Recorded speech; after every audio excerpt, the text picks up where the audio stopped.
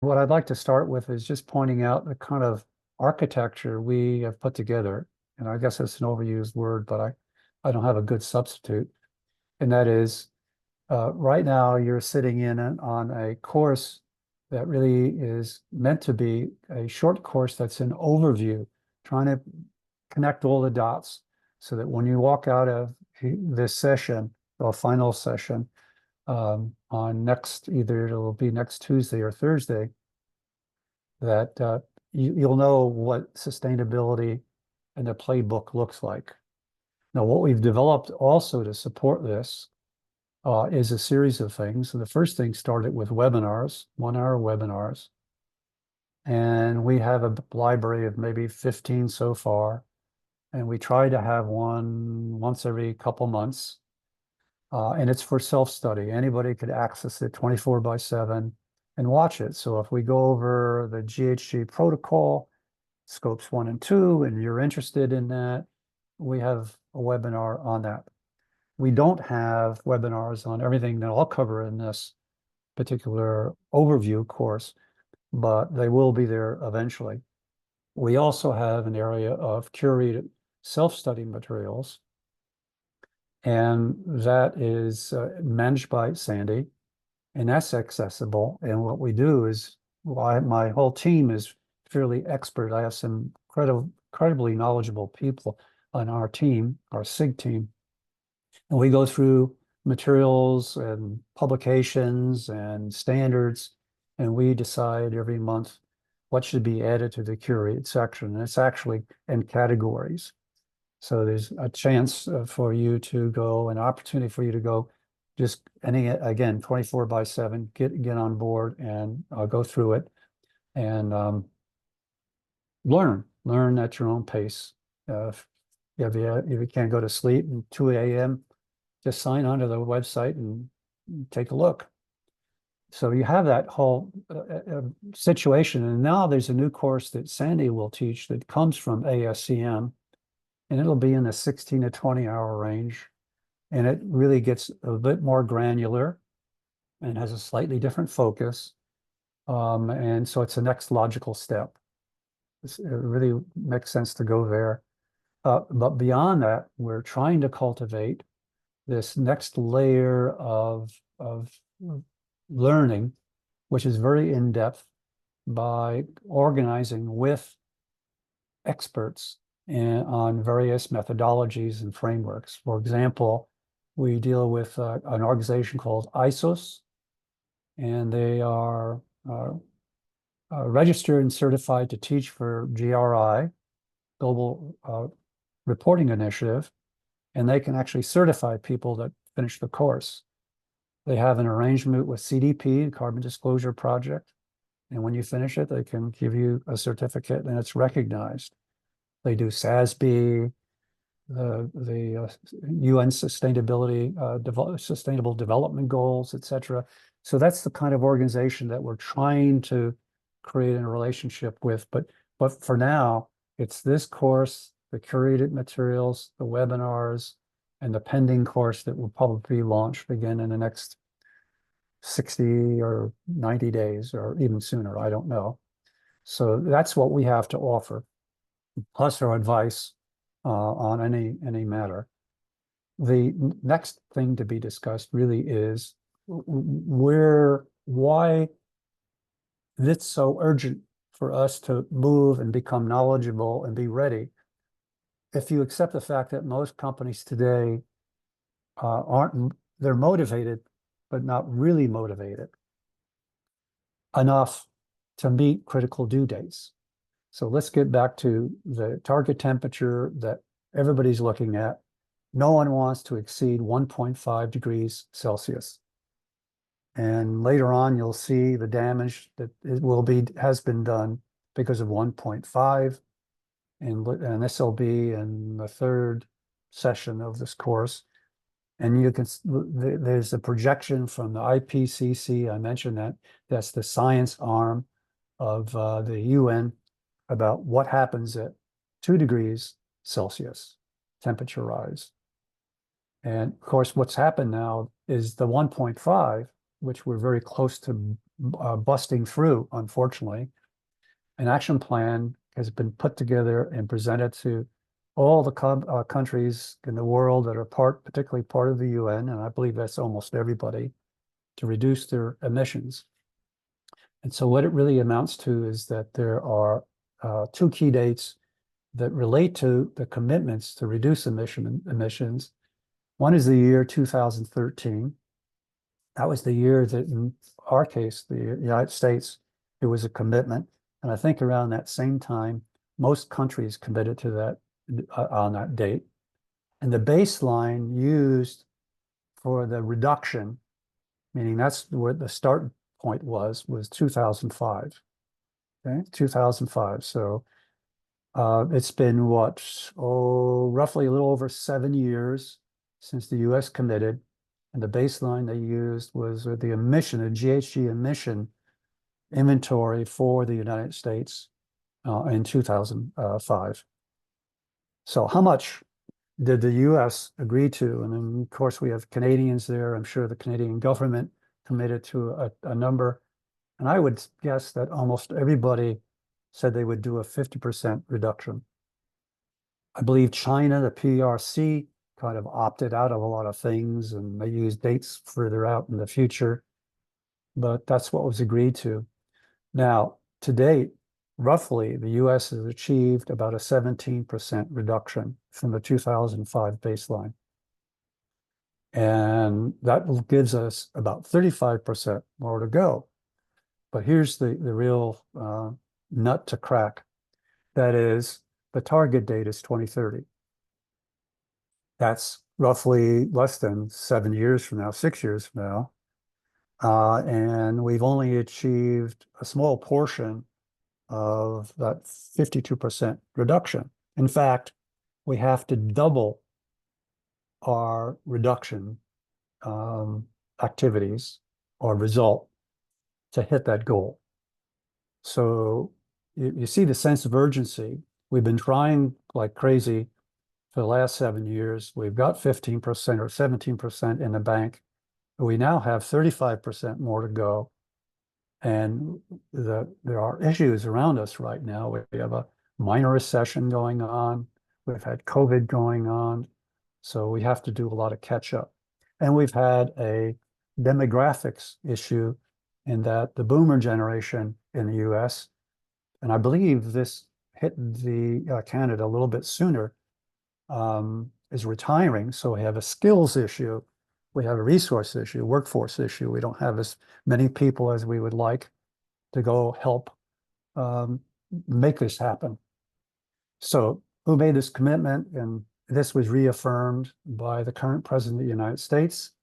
And as you'll find out, I enjoy hot links. And if I hit that flag, it would take me to a letter that the president wrote directing everybody and recommitting to the goal of that 52% by 2030.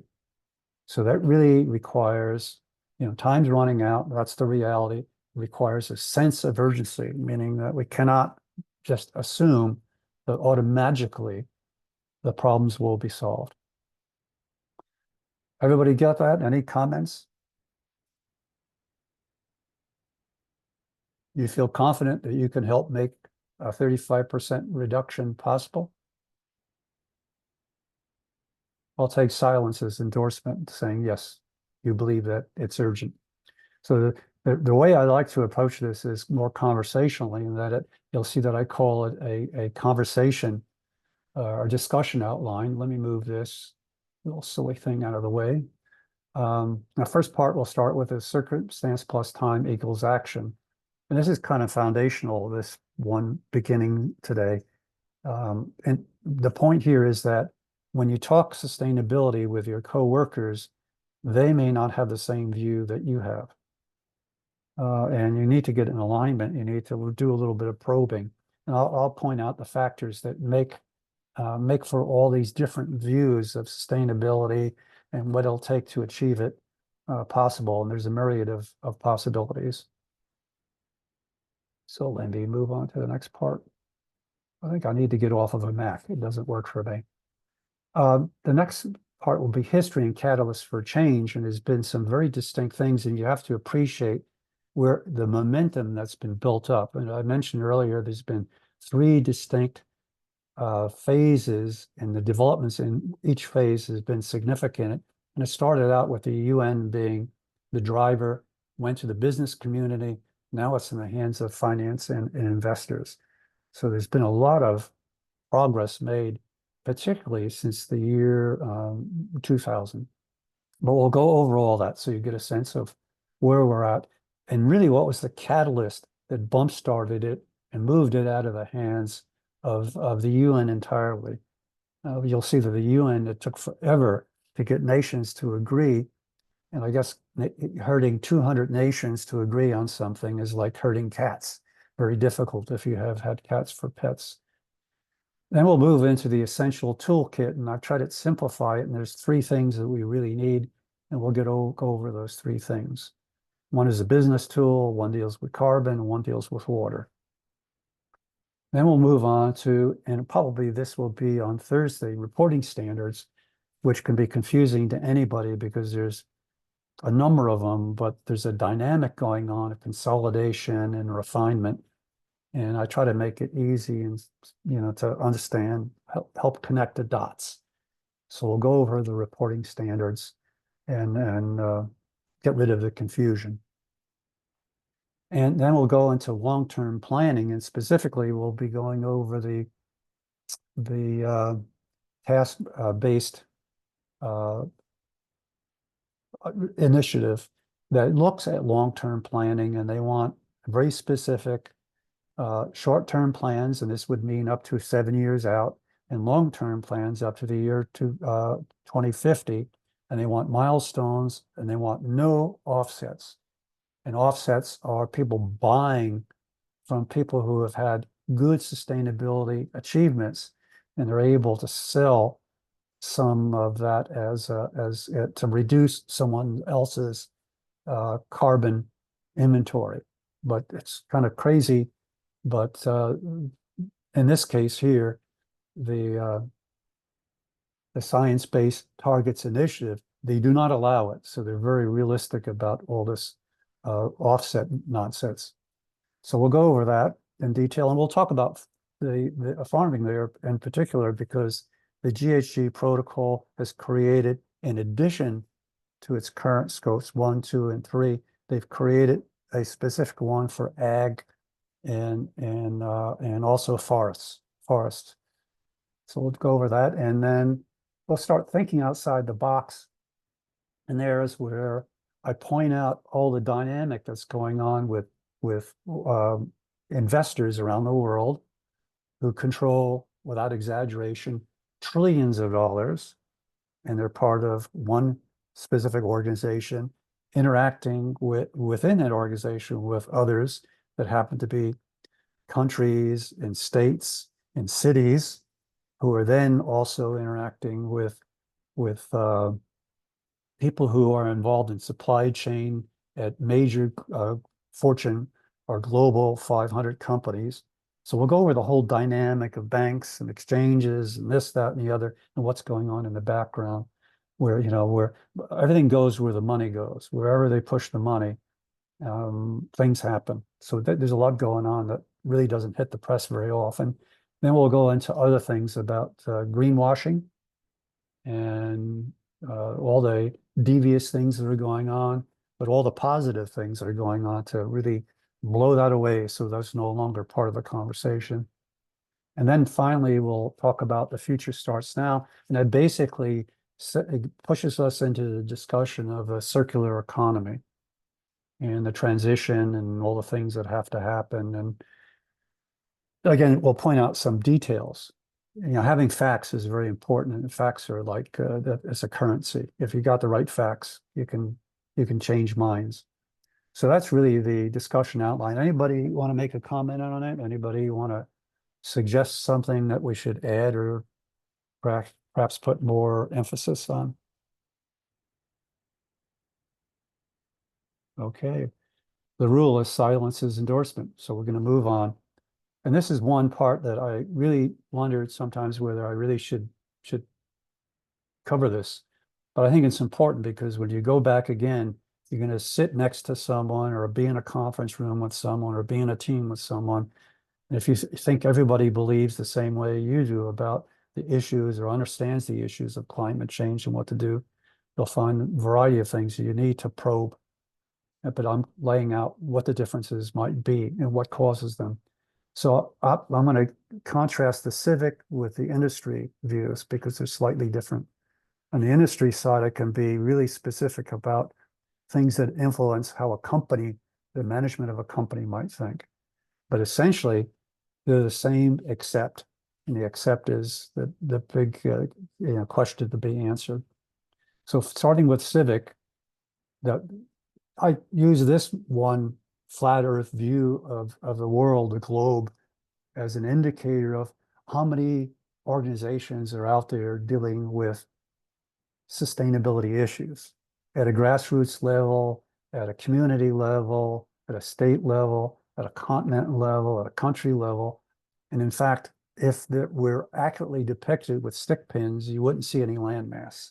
There's a lot going on in the civic world. And so if you really want to be, you got to get focused because you'll get overwhelmed. There's so much information. Once you start digging and we give you some direction on where to look, you can get carried away. There's a lot going on there. But things that influence folks are really kind of interesting, be it at the global level, the national level, the state level, the regional level, just local circumstance. And I know a lot of folks are not in Southern California at the moment, but we have extreme topology. We've got the ocean and we've got mountains. And in between, we've got mini mountains and we have desert and we have flatlands that are inland and away from the ocean. Right now, we just had rainstorms, and the rain totals just in this one area that if I went 100-mile circumference ranged from 9 inches of rain to 3 inches of rain or less. So topology and circumstance really changes a lot of things. So let me just go over some of the things that influence people. One is the geography and the climate zones. And we're not living in Minnesota. If you're in Minnesota, your concerns would be a lot different than living in Southern California or Arizona, or if you're up in Vancouver, which is coastal. You have winters, but it's coastal, it's not frigid. And geography is important. If you're near an ocean, that's a benefit. If you're inland, that's a benefit. But there's differences in thinking that take place, and there's also logistics and connectivity issues, particularly at the country level. And if I had more time, I would get into certain countries really have really horrible issues when it comes to connectivity and building a countrywide value system. The other parts would be food sufficiency and energy sufficiency. We take it for granted, at least in North America, that we have food sufficiency. We did industrial food production early on. We're very good at it. Unfortunately, it is also a big contributor of GHG emissions and water use. But we have food sufficiency and we have energy sufficiency thanks to currently, it's the bad type of oil, etc. But other countries around the world don't have this advantage. China is not food or energy sufficient. Neither is Japan. So there are many places in the world that don't have that advantage. So all these things are shaping views of sustainability. The other one would be coastal and landlocked. And I know this from living in Sweden. If you're in a place like Stockholm, where we lived, was a place where lots of trade occurred. There's right on the edge of it's around the Baltic. A lot of, the Hanseatic state, which is the Baltic region, very prosperous, lots of trading. Landlocked, or you go in landlocked, and the thinking there was very rural. And so their experiences were different. They didn't interact with people a lot. Every country has, for the most part, someone that's near the ocean and the coast where a major river and trade goes on, or is inland and they don't have the same benefit. that does, in a very subtle way, influence thinking. The history, and this is kind of sensitive, either you've been a colonizer, your country's been a colonizer, or you've been colonized. And so that does have an impact. Um, I remember when I was in the UK, I had to go into London on a Sunday morning, and the person I was to pick up was at 6 a.m. And I actually went through the core of London, and he was staying in a nice part of London. I could see the wealth of someone who was a colonizer. The amount of buildings and the grandeur of it all just was pretty impressive. So, but that has a subtle impact on thinking. Demographics, that demographic funnel. Right now in the US, we have a problem. We have a lot of old retirees. The boomer generation was a big generation. That's the post-World War II generation. And so the Z generation will not be productive enough to take up the slack for another 10, 15 years because they have yet to gain all the experience they need to be the equivalent of the replacement of the boomer generation. Many countries have in Western Europe, they have big issues with demographics. They have an aging population. Japan has an aging population. Korea has an aging population. And thanks to social engineering, the PRC has a really big problem. They're going to lose maybe 500 million or more people to their experiment on managing demographics. So that has an influence. And since, at least in California, California is a very transit-oriented place. Very few people were born and raised in California compared to the number of people who are recent arrivals. So that makes a big difference. And if anybody have comments about that, kind of hard to get your head around something like, hey, I never thought about that way, but all these things influence a person's ability to view climate change and risk. Moving on to the industry side, it gets a little easier because these are corporate considerations. These are pretty cut and dry. First of all, it would be the same one, the geography we talked about earlier. And in this case, the factory location orientation can be important. If I'm in Arizona, which has very hot summers and can have either mild or cold winters, at least during the evening, the orientation of a factory can help with either passive or cooling or passive heating. So it's just orientation that is important. Factory construction, where there's it's brown or grain field, brown field or grain field, old factory, new factory. That makes a big difference. Or if it's been built to the efficiency standard of LEED. The other part could be the energy source, because now the GHG protocol, when we get into that, it uses the concept of inheritance. It's almost like a cost roll-up. If you're used to MRP or bills of material, and you take them from the bottom layers and you roll it up and you're rolling the costs up until you get to the end product. Well, the GHG protocol and the water footprint network, it has an inheritance logic. That is, your supplier of energy, if they're running a coal, they're running on coal, they make their electricity via coal, or they make it via natural gas, their GHG profile prorated to what they supply to you, you inherit. That is your burden now. So your energy source, your power source, in some cases it could be steam, but generally it's electricity. You inherit that, so they dictate strategies that you might have. You may want to go solar, microgrids, and do all kinds of stuff to deal with that. The other is corporate configuration.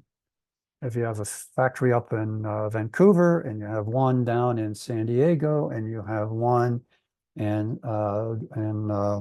Louisiana along the coast, and you have one up in Maine on the East Coast, the northern East Coast, your considerations are different because you're now dealing with a mix of stuff. So you have to work out a lot of details. The next consideration is really placement in the value chain. I don't know if they use this, and maybe Sandy can help me out here, but we used to use the expression supply chain master. That's the end, that's the company that gets all the inputs. They're the top of the chain. And when they ship something off, it goes to the end consumer. So if you're 2 or 3 tiers down from the supply chain master, you have less influence and less ability to go manipulate things and collaborate. And that's the reality today. So you don't have as much power unless you have some critical knowledge or capability that no one else has. So placement in the value chain is very, very important. The other Hey, part, Preston, yeah, Preston, since you called my name out, I think more recently, I think the second and tertiary suppliers now have a larger say. You alluded to the scopes 1, 2, and 3 from GHG protocol, and we'll get into that later. But I think that selection of suppliers mhm. is certainly more governed by the GHG protocol, but they also have a lot more say in what they can do and not do. And that feeds up to the top. You were referring to the top. That's really in a circular, it's not the top anymore in a circular economy. Mhm. So anyway, back to you. I just think it's more Right. level than it used to be. Yeah, more level, but not as level as it should be. Correct. Yeah, Correct. yeah. Or else we would have more implementations of SCORE, but we'll get to that in a bit. But the product performance is important. There are many companies today that are very cash rich as a result of having a product that was really great, but they've just done minor updates to it, but maybe it is not energy frugal.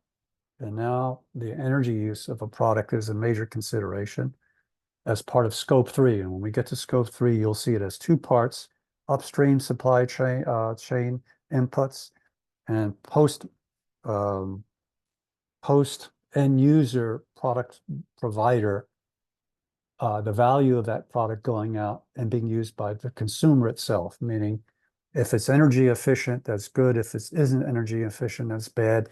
And that applies to water use as well, because blue water, the stuff that we can drink is in very short supply across the globe. Capital budget, the amount of money you have, because there will be enhancements to the factory sites, enhancements and changes in engineering of the products, all that costs money. So a company that has good access to money or happens to have good margins and can build up capital, money, cash on hand, reserves, has a better chance of getting the job done quickly. And if you're not in that situation, you have to be very pragmatic and agile and overcome. So that is a limitation. Supply chain partners, you could have in the past, the measurements were quality and on-time delivery and maybe cost, but now you add another dimension of GHG profile of the products they supply to you. Are they a factory where they're not particularly frugal or they're not clean? I'll use the word clean. Their GHG profile is pretty large. Maybe for a variety of reasons, but maybe just the factory itself, or their water use is not acceptable. Because you'll find out that when we get to the Carbon Disclosure Project, which is this, I'll call it good old boys club with a giant database on GHG emissions status of major corporations and all companies and suppliers to them. They also deal with water and they measure that. So who your partners are very, very important. Some will not make the cut unless they upgrade and improve on and reduce their GHG emissions and water use.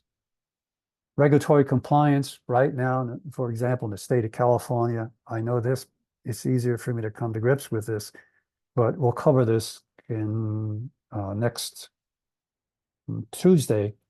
What's really happening is they're tightening it so much that literally you will be in violation of the law if you don't reduce your emissions.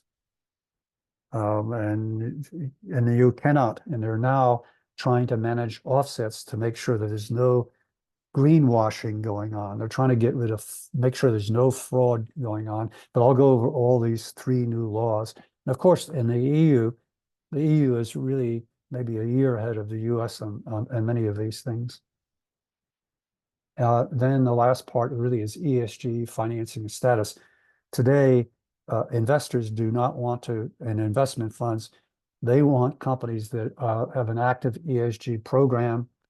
There are states in the US which are very conservative, and the leadership of those states believe that profit is the only mission of any company. They don't want ESG involved. So they're fighting it, and they're trying to actually prohibit that as a consideration within their state. Any organization selling to or working within their state. But they're going to pay a big penalty because reports have shown that the cost of money when any company needs money in their state will be higher than states that actually encourage ESG reporting. So that's a consideration. So any thoughts before we move on? Did I miss anything?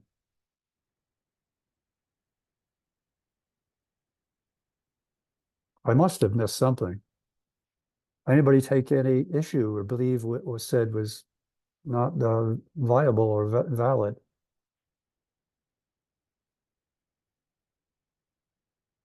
Okay, silence is endorsement.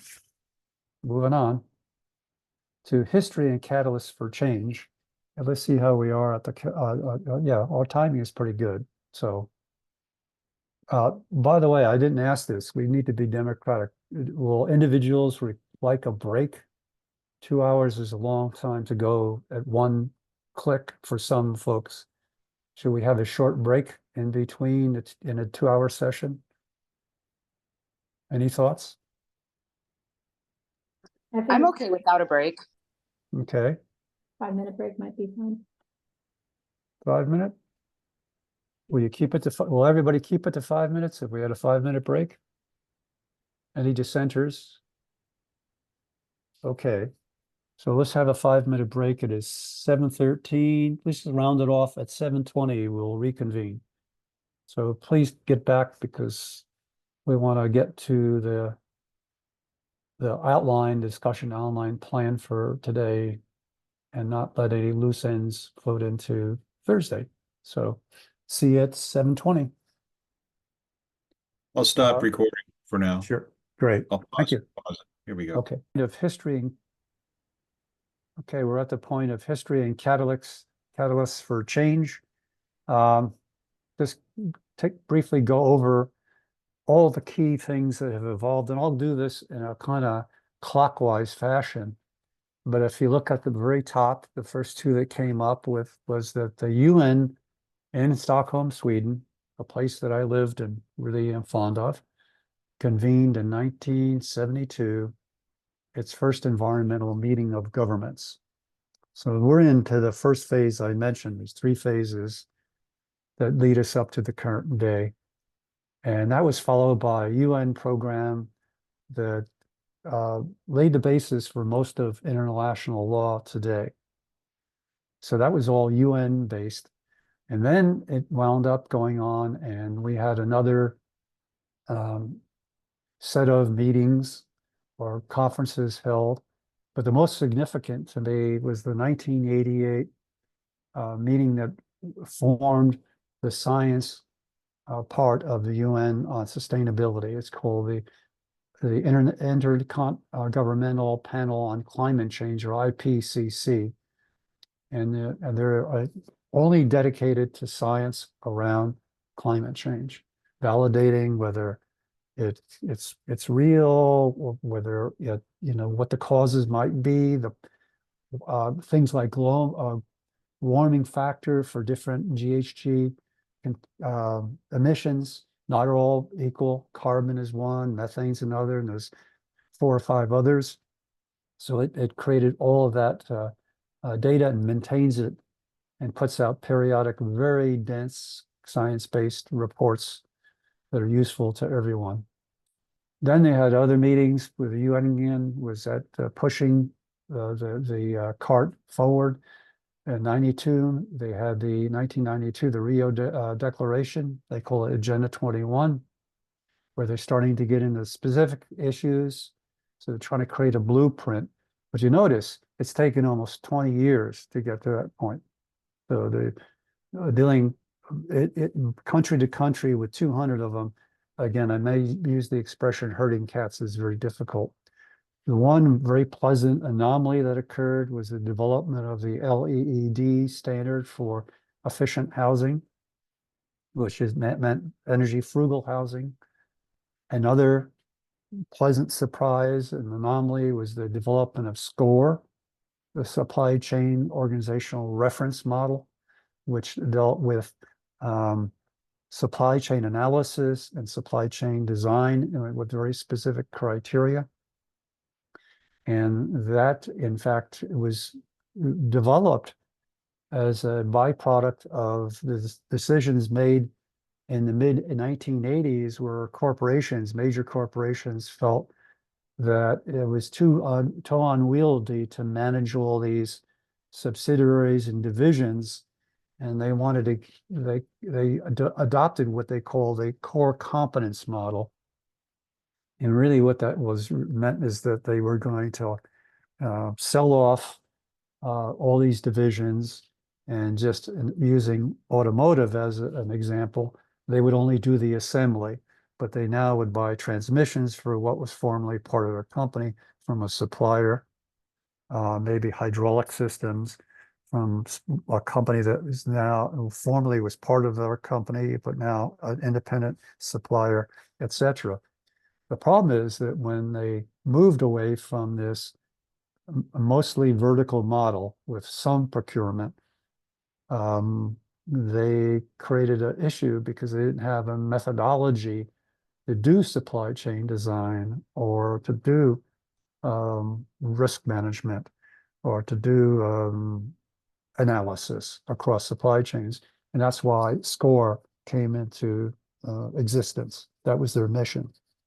And by the way, SCORE is now owned by ASCM. Then they had a 1997 session by the UN, and that was convened. Its purpose was to get a country by country agreement to reduce GHG emissions. So you can see now they're taking a very long time to get down to just agreeing to reduce them. And in 1997, there was an accident with a tanker in the Alaskan waters called the Valdez, and it caused a big cry and protest from the sustainability community. And out of that, an organization was formed called GRI, the Global Reporting Initiative. And from that one specific incident has grown very rapidly a very potent organization on reporting. And their focus is on reporting the issues that occurred to the outside world as a result of a company itself. So GRI reporting is, here are my achievements or my issues, and we broadcast them out to the community at large. So it's actually outward looking.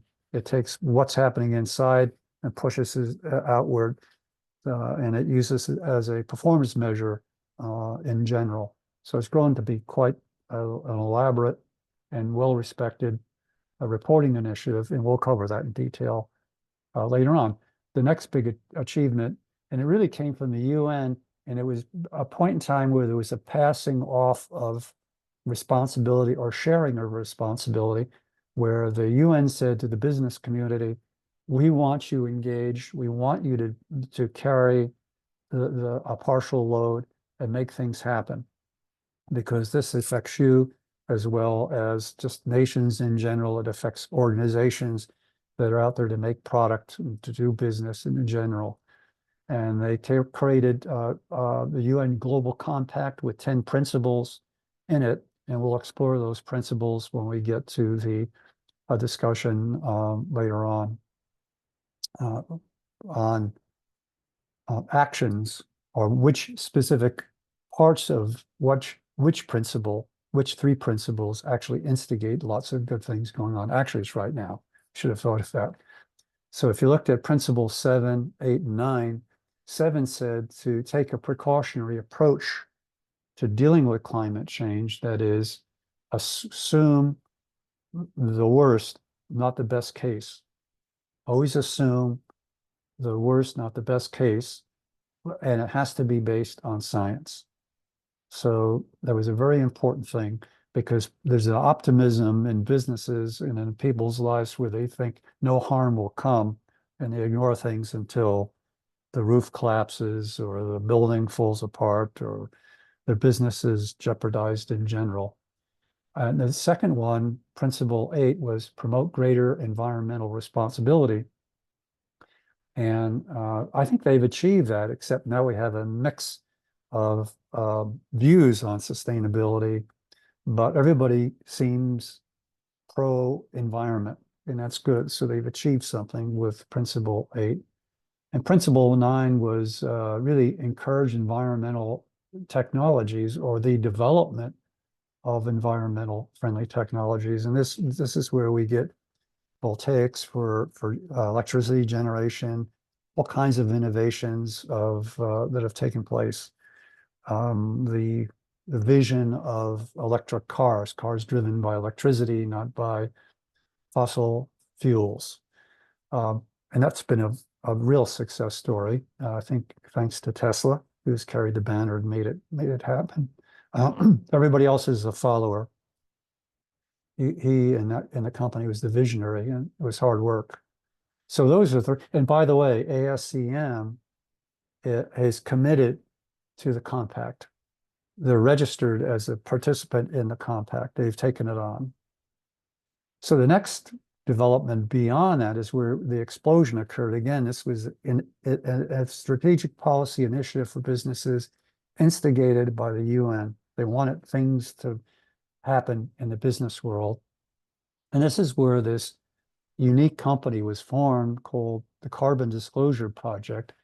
And they've really truncated their name into the CDP because it flows off the tongue easier. But initially it started out as a comprehensive database, electronic database on corporations' GHG status. Where were they by way of commitments to reducing their carbon footprint? And it happened about roughly that same time that the GHG protocol came into existence, particularly the standards that dealt with standards scopes 1 and 2. And we'll get into what 1 and 2 means in more depth, but basically 1 is within the assets that you own as a corporation or that you have full managerial responsibilities for. So that's scope 1, and scope 2 is the supplier of energy for electrical energy or steam energy that you might buy. You inherit their carbon, so that's part of your accounting, but that's scope 2. So the existence of the CDP and GHG protocol coming together roughly at the same time. I'm sure there was some level of collaboration, but I'm not really going to get into detail on that. ISO, which is highly respected, started to dabble in sustainability issues. And believe it or not, the UN was advocating on ESG reporting, which instigated a series of early starts like CSRs, which dealt with the S and the G, but didn't really focus on the E.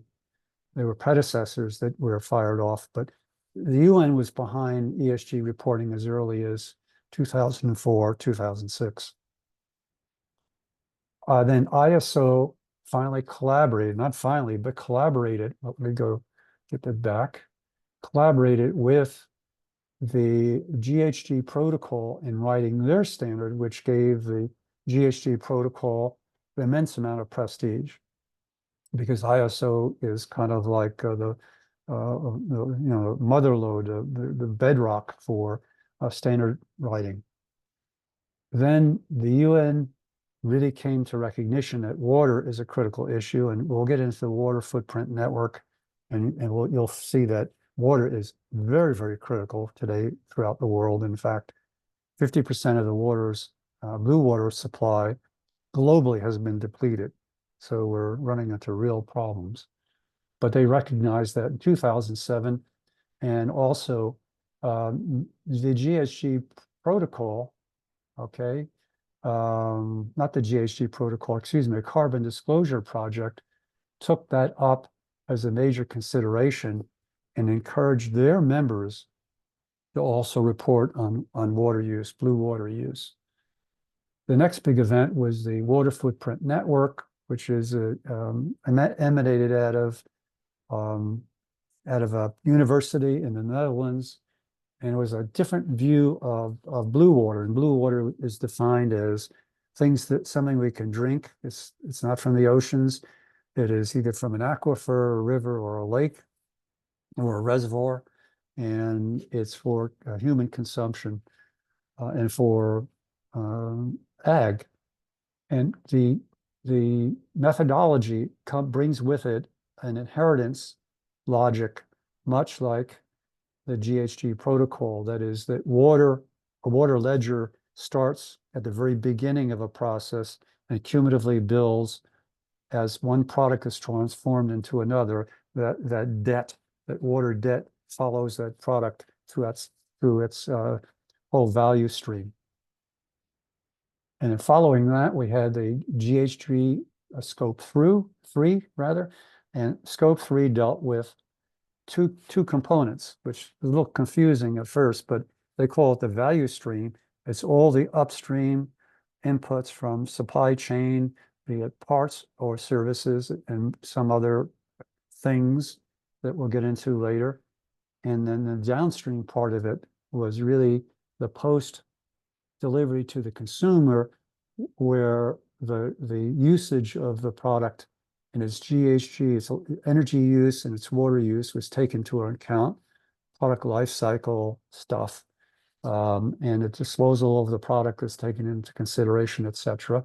So that was incorporated. And by the way, the current estimate, it depends on industry sector, is most products today, about 70% of the GHG profile of the product that a company that delivers it to the final customer, 80% of the GHG emissions come from the supply chain, the upstream supply chain. So that has been up until this point voluntary, but is now becoming mandatory. So that's why you had the scramble going on about dealing with suppliers and choosing new suppliers and coaching suppliers, etc. So we'll get a bit into that in a little bit. And then we had one other development. Let me see if I can move my little screen here. We had the UN Sustainability Development Goals, and there's kind of a simpatico with that in the ESG reporting, but they came up with the 17 goals in the year spread out between 2012 and 15. And many companies today use that as some form of guidance. They'll use it as a reporting standard, and generally with another reporting standard or more. Very seldom will a company use only one standard to report on their activities. Most of the development goals are really into treatment of folks within society, but there are a number of them that deal with emissions and water use. And then another development. So this was the second big cycle of events that went on, and this was instigated by the UN Global Compact and its 10 principles, and basically it allowed the business community to execute. And the next phase really moves into the finance realm, and we have that one financial activity that really took place, and that's SASB, which, despite its existence for only 12 or 13 years, our gent here who is in finance and was wanting to catch up. SASB has been quite an accomplishment. They've actually created 77 different reporting profiles based on industry type. And they're very respected, and they have they've actually been absorbed into another organization we'll talk about in a minute. But as a standalone, they became the gold standard for accounting on sustainability. Then another development occurred by the instigation of a organization called Bloomberg. Heard of Bloomberg reports, etc., very influential in the investment community. And the organization that was developed was called TCFD, Task Force on Climate-Related Financial Disclosures. Of course, Bloomberg's interest at the time and the investment community's interest was risk associated with companies who could have stranded assets, for example, oil companies, or companies that had a very heavy GHG profile. They had a lot of big, heavy profile, either that or water. And so they wanted disclosures about risk from climate change embedded in their quarterly and annual reports. And as you see, it's been adopted by many companies voluntarily, but it's also been adopted in the EU, excuse me. I'm getting tired here. I'm speaking the EU. And the organization that evolved following that, and we'll get into how it's become something of a conglomeration, is ISSB, the International Sustainability Standards Board. And the impetus from that came with multinationals, large multinationals who just said, we want one common set of standards. And believe it or not, in the financial side, there's been a lot of collaboration and merging to come up with uniformity and harmonization. So it's really, on the financial and investment side, and all the systems set up to support that and risk has been pretty impressive. Of course, the UN has been, or EU rather, has been really ahead of the game, and they came up with a requirement called the Corporate Sustainability Reporting Directive, and that's in full force today. But the US is a little bit behind the times, and I need to address or change this date. Now it should read 2024. The SEC in the US has essentially put under consideration the adoption of TCFD as a mandatory requirement for reporting. Mandatory, not optional. And so they're lagging behind because they're trying to deal with the conflict between vested interests who don't want that. And I would suspect that's probably companies that have a very poor tale to tell in reporting if it was mandatory, but they've been dragging their heels. And in fact, the mission between the EU CSRD, its goal is to change behaviors, and the SEC's goal is to protect investors. So I'm not sure why they haven't followed suit right away, but I would suspect 2024, they'll be pressured into doing that. Now, putting this together in PowerPoint was quite a chore. And when I got it all done, I went, damn, I actually missed something. And what I missed was the entrance of the circular economy concept into the discussion. And that occurred in 2010.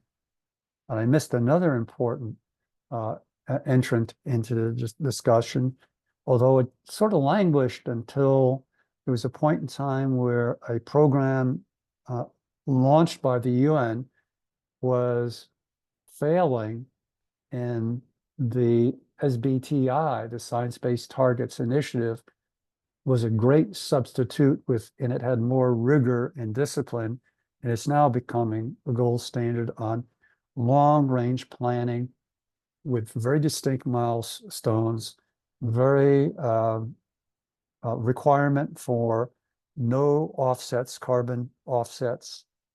It's very rigorous. And many companies get disconnected from it, and they have to go through the process of fixing their plan and resubmitting it. And we'll get into that next Tuesday. So that basically is the three phases. The first phase was the UN phase with some very attractive anomalies that popped up. The second phase was the where the business community took over. And the third phase was really when the finance and the investment community took over. And out of all of this, we've come up with a great set of tools that we'll discuss, reporting standards and methodologies, et cetera. So any questions about this particular clockwise history of, and it's actually taken quite a bit of time if you take into the early start of this in 1972, but here we are today. And you can see things are accelerating ever so much. It took forever with the UN. Of course, that's expected with 200 countries trying to get them to agree. On the business side, from 2000 to really 2012, the UN was involved there. If you stop at 2011, within 11 years, the business community came up with a set of standards and tools. And within a period of, another 11 or 12 years, the whole investment community has come up with methodologies and frameworks and laws, which are very important laws that are binding with penalties. That's quite an attractive accomplishment. So any discussions or points?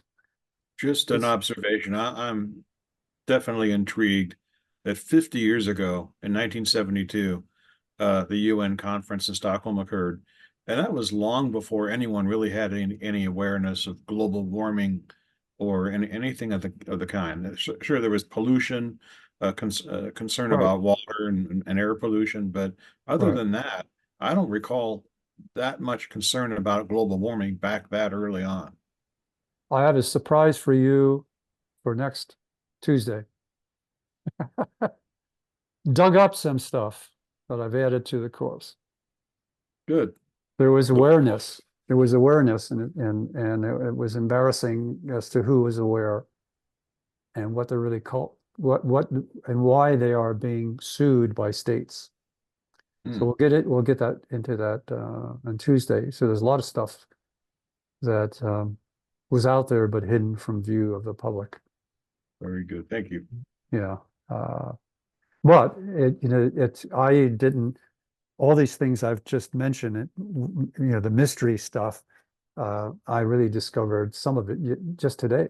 So that's what happens when you have a certain foundation level of knowledge and you keep on probing, you keep on digging up more stuff. But anybody else have comments? Was this useful to see this whole historical development pattern and where we're at today? Soon we'll be jumping into what all these things do for the most part, but any comments? Yeah, I mean, I think this is a great PowerPoint. It really kind of highlights the timeline of how things are moving along. And I can tell it took a while to put together. So thanks for putting this together. I didn't want to redo it. That's why I made the insertions because I'm not a graphic artist or anything. So anyway, if that's it, no one has a comment, I'll move on to the next point, which is the essential toolkit. And I like to keep things simple. And by the way, after today, everything gets to get pretty active and a lot of stuff. The real meat comes up shortly. So, but the essential toolkit, and I think we'll be able to get through the GHG protocol, and that's about it. And we'll sign off and reconvene Thursday. But the essential toolkit really only has three pieces in it. And the first one is the score. Now, score for all its value has not been recognized as much as it should have been recognized. I think that's about the change. I think the Supply Chain Council, which originated and developed it, and then it was acquired or merged with Apex, which is now ASCM, just did a name change. It's a great planning tool. It's a great discovery tool. But you have to have a handle on what your business looks like and your supply chains. And by the way, internal operations are supply chains, so it's both internal and external. And the next part is the GHG protocol, scopes 1, 2, and 3, and we'll start that discussion maybe today, hopefully, but definitely Thursday. And the next part is, and this is where my computer goes crazy. I don't understand. It doesn't respond to every command the same way. The water footprint assessment. This has been a gem that should have been a de facto standard around the world, that is radically different than any other ways of looking at water use. And it's accepted by the EU. And many folks in ag or the big folks in beverages, for example, they're well aware of the water footprint network assessment, but it's underappreciated as a key thing that has to be reckoned with. So let's start with SCORE DS. And that, by the way, stands for digital standard. Originally, when I took the SCORE course, when I was in the Apex board, and I wanted to learn about this company we were going to collaborate with, and I came up, they had binders that were 4 inches thick of paper. And so SCORE, when it goes to digital standard, just got rid of all that stuff, and it's a much bigger set of toolkit than it was before. But at any rate, a quick history is it deals with supply chain modeling. It's a methodology, and it was developed by the Supply Chain Council, which started out as a private organization. Then it morphed into something that was more available, but not confined to just a small group of folks. But unfortunately, at the time that I first became aware of it, you had to be a company to actually join as a member. So I waited years to finally get my hands on what was going on inside SCORE. Supply Chain Council was the original developer. Its primary user or companies that have deployed SCORE as a methodology are the Global 1000. There have been some government agencies that have done it. I know the Navy has used it. So it's widely used, but not talked about as often as it should be, given its potency. The other part is that it merged with ASCM, then it was known as Apex. And at the time that the merger occurred, that Apex was considered the #1 educator on supply chain management by, I don't know if it was Gartner Group, I don't remember, Forrester, but it was a major one of those industry analysts. And Supply Chain Council was #2. And so that merger is probably 7, 8 years old, and they're also fully integrated now. And so the next thing is that they have about 5,000 implementations that have gone on. And if you go to our website, under webinars, because it was conducted not exclusively for sustainability, there's one recent webinar that was given by one of our SIG's members who had formerly worked with DuPont and now is working he's working in aerospace and defense, and he's a master instructor on SCORE, and he did a nice job. So you might want to look that up. Just go up under the website and pull down, look under events, and it'll have pending events, and it'll have webinars. And there's one webinar in there that's on SCORE. If you go to the SIG, our web page, and you pull that down, there's also a different webinar on SCORE. But I believe that I like the one that was recently given from our one of our members team members. He's great. He's very good at instruction.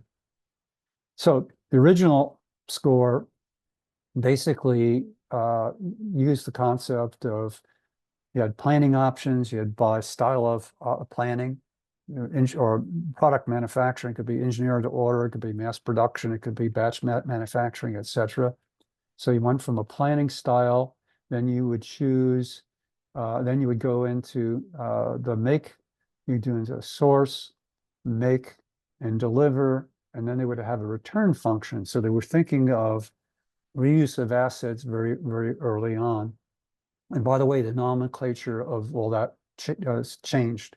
For example, make is transform now under score DS, but this is the original score. And the logic was that you then work with your key suppliers and encourage them to adopt the methodology. And so they would go through the same steps that you would go through, and then you encourage them to have their key suppliers. Now, clearly, this is an exercise where not every supplier involved could be that. You'd have to be selective and where you start and gain your skills. And but it worked well. And 5,000 companies using it, having implemented, means that it can be very successful.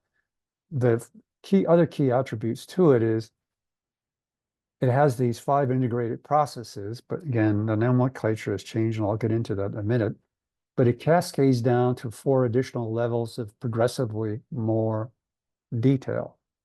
And the other levels are involved, or for example, metrics linked, scorecard, and best practices linked. And the benchmarking was available at one point. I'm not quite sure it still is, but we'll get into the hierarchy of score DS, which parrots this very much, but it is more refined and more comprehensive. It was interesting that around 2010, SCORE was enhanced to incorporate sustainability, and GRI standards were put into it as well as other standards. So, and by the way, GRI not only deals with standards about sustainability, but it deals with social standards and governance standards. And so it has a lot of standards that are a little softer, but really important to ESG reporting. So that's one of the initial views of SCORE. And here's a virtual representation of a holistic integrated global network. That's a mouthful, but the emphasis in SCORE was also the shorter the supply chain, the less risk in the supply chain. And I disposed of all the materials that were all paper-based, and so but I never saved what I would like to have saved, which was a diagram, not a diagram, but an image like this. And this is from the Water Footprint Network. So I'm using it here for SCORE because basically they share the same viewpoint. And here they're trying to show you how water migrates in products from one place to another, where in the SCORE methodology, the length of the supply chain, if you could graphically depict it, made a better impression. Therefore, you're saying, wait a minute, we can't have it that convoluted. That's too much risk. So let's move on. So I'm going to exit in a minute and go and stop this share and go onto the web. But here's a prerequisite perspective. The first part is that you need to orchestrate, and there's a whole set of data to orchestrate all the processes in SCORE. For example, the planning processes, the sourcing processes, the transform processes. That, by the way, transform used to be make, fulfill, the order processes, the return processes, okay? But you need this base data. And if you're older, and maybe Sandy remembers, we used to call this the item master. This was the base data that made an item unique versus any other item. But this orchestration information is necessary to make all these processes function. So there's that one document, and it's called the SCORE Digital Standard. And by the way, you can find all this on the ASCM website. It's the reference guide. And they go through a little dissertation here. And here are all the enablers for that are necessary to make a system and all its processes function. And you can see they're very distinctly listed out there. So it makes it easy to do. It's almost like a puzzle you're putting together, or maybe a Lego you're putting together. And then below that, they also have each process itself and the enablers to make use the enablers, but they have distinctly other processes necessary, or other situations or data requirements. You know, it could be, here's planning, plan supply chain, plan an order, plan the sourcing, plan transformation or making, plan fulfillment, plan return. And they go through all the major processes and list everything necessary. Then below that, they go into what they would call the enablers. And these are the enablers for reliability, responsiveness. Let me get up here, reliability, responsiveness. They go on to, again, down to one that was missing and really crippled many companies that weren't using SCORE, agility. The agility is actually, you test that in your analysis and your planning of your supply chain when you do a renovation of it, or you are creating a new one. And this is really where you have a catastrophe and you have a way, you have pre-planned your way of dealing with it, or else you're not agile. And I would tell a little war story, but we're about to run out of time, about a company. And I was sitting in a meeting, and the CEO said, "Hey, why does this company want us to have buffer stocks sitting out on islands in East Asia?" And I said, "Well, because they implemented SCORE and they expect a typhoon or something to disrupt supply, and they want it to be, everything be close at hand." So here's all the other things. Here's environmental, and it goes on and on and on and on and on. All right, have a nice evening. Thank you for joining us. Thank you, everybody. I'm going to stop recording now. We'll see you Thursday. Bye-bye. Okay, bye. Preston. Bye. Sandy, you want to hang around for a minute, or? Thank Sure. you. Yeah.